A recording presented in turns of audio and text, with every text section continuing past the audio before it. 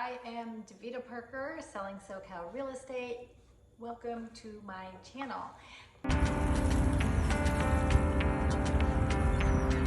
I am going to talk about 5 very simple things you need to know to do when you are selling your house.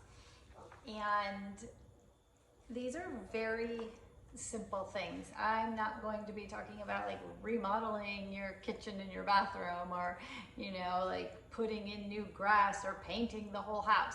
No, these are things that if you are not wanting to put a lot into the sale of your home, these are the 5 most basic things that you need to be doing.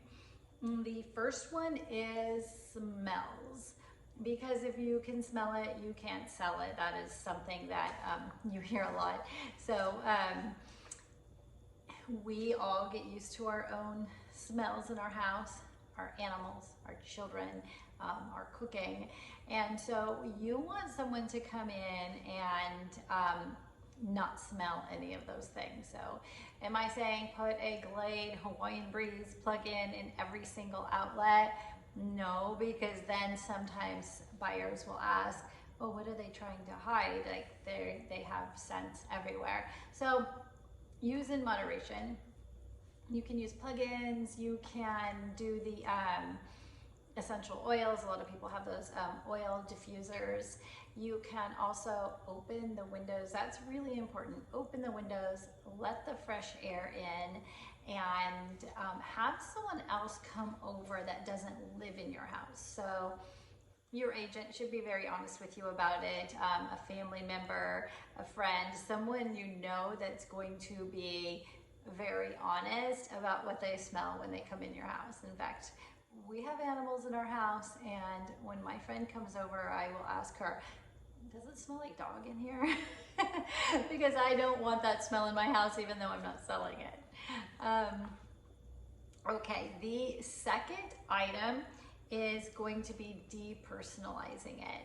And a story that comes to mind is when I was younger, my mom was a single mom, and she would drop me off at my babysitter's house. And the first thing I saw when I walked into her door, and mind you, this is early, this is before sunrise. So early in the morning, my mom had to leave for work, and she dropped me off at the babysitter.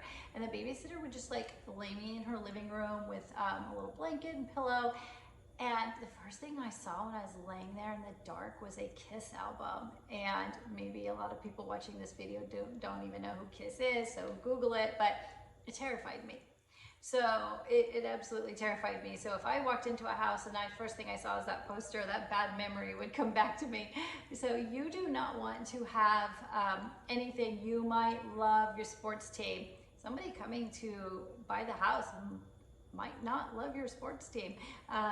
They also, majority of people can't see beyond your things. So if they're walking into your house and they see your portraits, your sports team, your just anything that's personal to you, they're going to see you everywhere, and you want them to see them in your house. You want them to be able to visualize their own things in there, their own family portrait on the wall, their own sports team.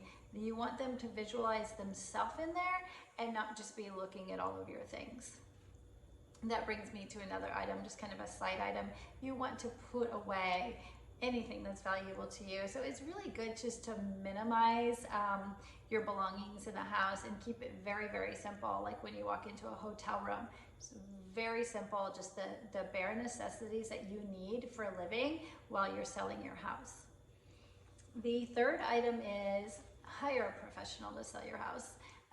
And I'm not just saying that because I am a realtor. I'm saying it because if you want to make the most money out of your investment, a good realtor that knows how to get the home sold for the most is going to be really the best thing that you can do.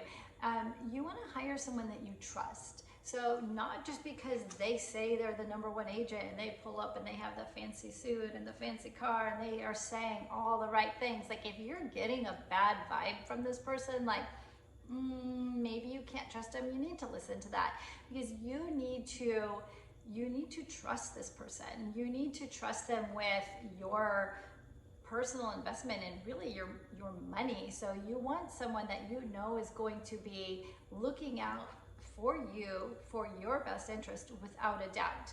Like if anything questionable comes up, you want to know that they're not thinking about themselves.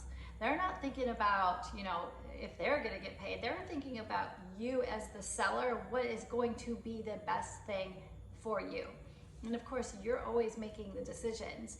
They are there to help you, help explain your options. They're not there to make the decisions for you. So you really want to have someone in your corner that you trust. And I'll do another whole video on this topic, but it's really important. Another thing is lighting. You do not want your potential buyers to walk into a dungeon.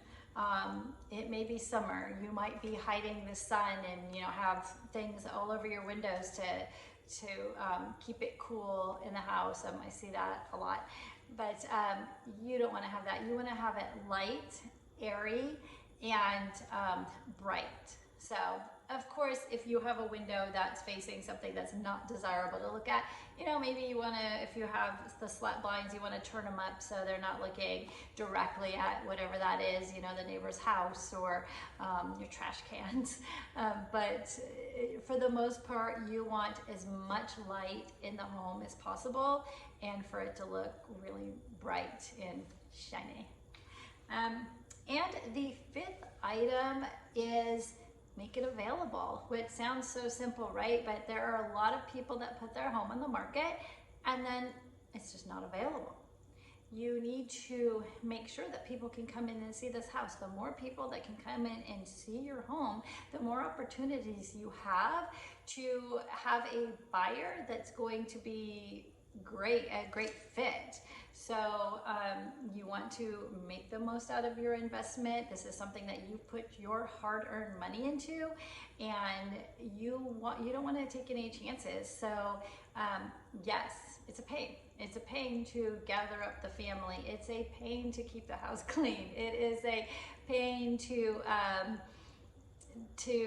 gather up animals if you have dogs that are not going to be very friendly when the buyers come through. But it really is a simple thing to do, is to make it available to anyone and everyone that wants to see the home. Let me see, is there anything else on that topic? I feel like there's something else. Oh, I was just going to say that there is a lot of people don't realize how difficult it is for a buyer's agent to line up, multiple homes with multiple families and sellers, and to map all of that out and to get there on a schedule. And so yes, it's going to be not always the best experience having people come in and out of your home. But the moment you decide to put the house on the market, you need to start thinking of it as someone else's home, and you need to make it as available as you can, within reason, to those people wanting to see it, so that you can make the most of your investment.